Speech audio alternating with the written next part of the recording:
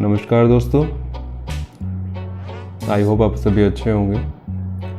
मैंने अपनी पिछली वीडियो में आपको बताया था कि section 9 RCR restitution of consumer rights होता क्या है। इस वीडियो में मैं आपको बताने जा रहा हूँ कि आरसीआर के बेनिफिट क्या होते हैं और लॉसेस क्या होते हैं। एक्चुअल में होता क्या है कि सेक्शन 9 को लेके बहुत सारी मिथिकल बातें होती हैं और लोगों के अलग अलग व्यूज़ होते हैं इसके बारे में। मैं इसके बारे में जो भी है आपको सब कुछ क्लियर कर दूंगा कि आपको कब डालना चाहिए और आपको कब नहीं डालना चाहिए। गाइस, अगर ये वीडियो आपको अच्छी लगे तो चैनल को सब्सक्राइब करना और अगर कुछ भी क्वेरी है तो प्लीज़ मुझे बताना। सो गाइस, सेक्शन 9 जो होता है वो आपको जब आप डाल देते हैं तो उसमें आपको कुछ बेनिफिट्स मिलते हैं और कुछ लॉसेस भी होते हैं। सपोज कीजिए आपने इसे सेक्शन 9 डाल दिया है तो सबसे बड़ा लॉस क्या होता है, सभी जानते हैं, बेसिक्स हैं कि जब भी आप अपनी वाइफ के लिए सेक्शन 9 डालते हैं, अगर वाइफ आना चाहती है तो वो डेफिनेटली वो आएगी और अपने व्यूज़ रखेगी, बातें सॉल्व आउट हो जाएंगी और शायद आपका अच्छे से घर बस जाएगा। पर ऐसा होता नहीं है, क्योंकि कोर्ट कचहरी में जब आप कोई एक केस डालते हैं तो या तो डर के, नहीं तो किसी के इन्फ्लुएंस में आके वाइफ से झूठे केस करा दिए जाते हैं। मैं सिर्फ उस बारे में बात कर रहा हूँ जहाँ पे झूठे केस हुए हैं। तो जब आप सेक्शन 9 डालते हैं तो सबसे पहले जो केस होता है वो तो सभी को पता है, 498 होता है। उसके साथ में एडिशनली चीज़ें अब ऐड होने लगी जो कि मैंने पिछली वीडियो में बताया था, जैसे कि संगीन धाराएँ 354, 377, 307 इस तरह की धाराएँ ऐड कर दी जाती है ताकि आप पे अच्छे से प्रेशर बने। तो जब आप सेक्शन 9 डालते हैं तो सबसे बड़ा आपको जो बेनिफिट होता है वो तो आपको पता ही है कि आप क्या बोलते हैं, कोर्ट की नज़रों में अच्छे हो जाते हैं कि आप अपनी वाइफ रखना चाहते हैं। आपके पेपर्स बोलते हैं, आपको कोई डिनाई नहीं कर सकता इस चीज़ को। तो जब जैसे इसके बेनिफिट्स हैं वैसे इसके लॉसेस भी हैं।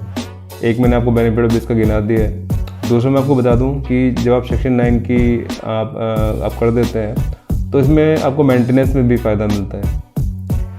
मेंटेनेंस में वो क्या फ़ायदा मिलता है कि ये तो 100% नहीं होता है कि आपको मेंटेनेंस नहीं ही देना पड़ेगा, क्योंकि वो कोर्ट के विवेक के ऊपर डिपेंड करता है। पर ये होता है कि आप एक मुद्दे पे बात कर सकते हैं कि भाई जब मेरी वाइफ बिना किसी कारण के गई हुई है और मैं लाना चाहता हूँ, उसको रखना चाहता हूँ, तो उसको मेंटेनेंस क्यों दिया जा रहा है। आप इस मुद्दे पे वहाँ बहस कर सकते हैं और बिलीव में अगर आप अच्छे से बहस करेंगे तो आपको अच्छा रिजल्ट भी मिलेगा और आपका मेंटेनेंस भी नहीं बनेगा। उसके अलावा आप जब सेक्शन 9 कर देते हैं और उसके बाद में आपके सामने वैसे भी केस होने होते हैं, सबको पता होता है, तो अगर आप पहले ही सेक्शन 9 करके चलते हैं तो आप स्ट्रांगली आप खड़े होते हैं। ठीक है, जब सेक्शन 9 आप कर देते हैं तो उसके बाद में एक बेनिफिट आपको ये मिलता है कि वाइफ को अपनी कोई भी स्टेटमेंट को जस्टिफाई करने के लिए फिर काफ़ी मेहनत करनी पड़ जाती है। पर जहाँ आपने सेक्शन 9 नहीं किया है वहाँ पे वाइफ के लिए बहुत इजी होता है।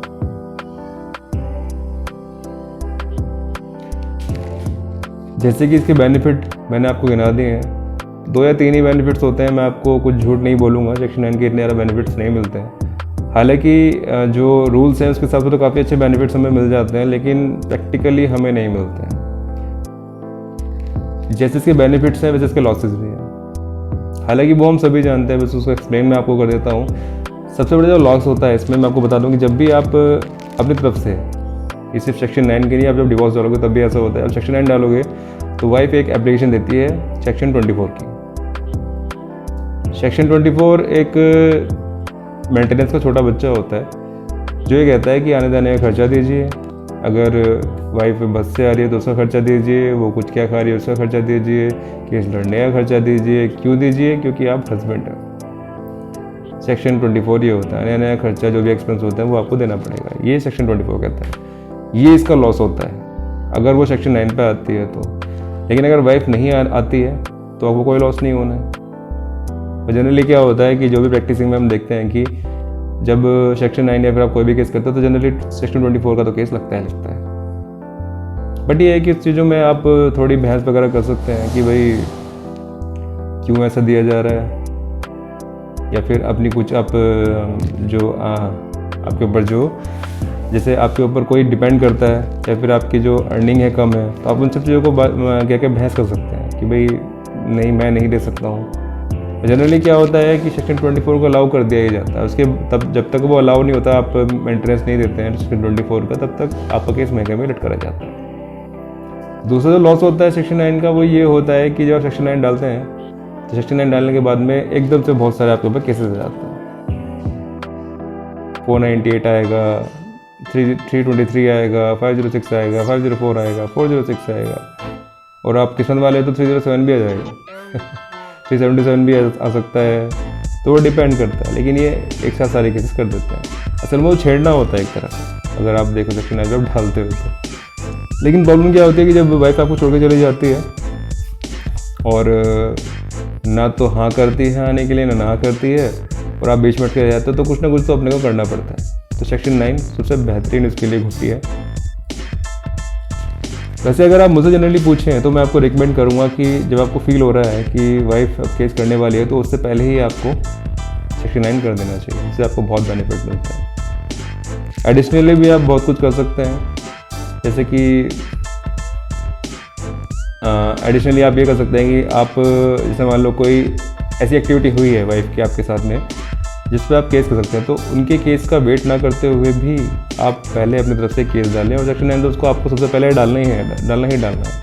असल में किसी भी केस को लड़ने के लिए इसकी टाइमिंग बहुत इंपॉर्टेंट होती है।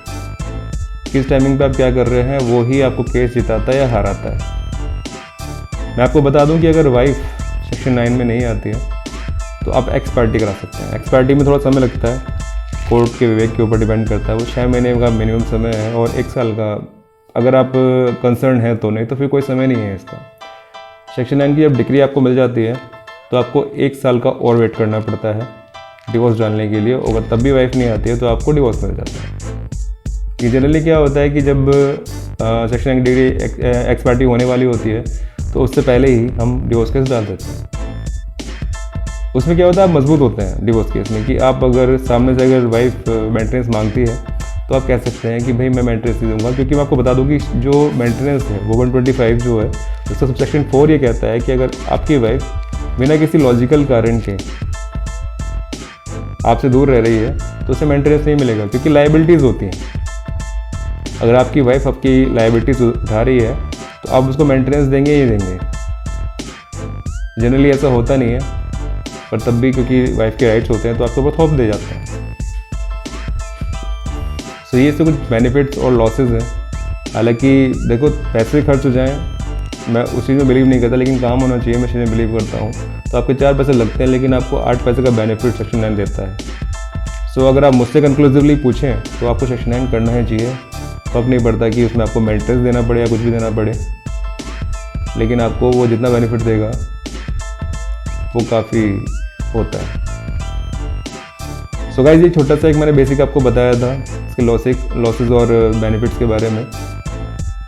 अब आपका डाउट सेक्शन 9 को लेकर इन 2 वीडियोज़ में मैंने क्लियर कर दिया है। इसके अलावा भी, और मैं आपको एक बात और बता दूं कि जनरली कोई इस बारे में नहीं बताता है, शायद ये पहली ऐसी वीडियो होगी इसमें मैं इस बारे में बता रहा हूँ कि सेक्शन 9 जब एक्सपायर्टी होता है तो 1 साल के लिए आप उसके बाद सेक्शन 9 एक्सपायर्टी होने के बाद आप 1 साल के लिए आप बाउंडेड हो जाते हैं।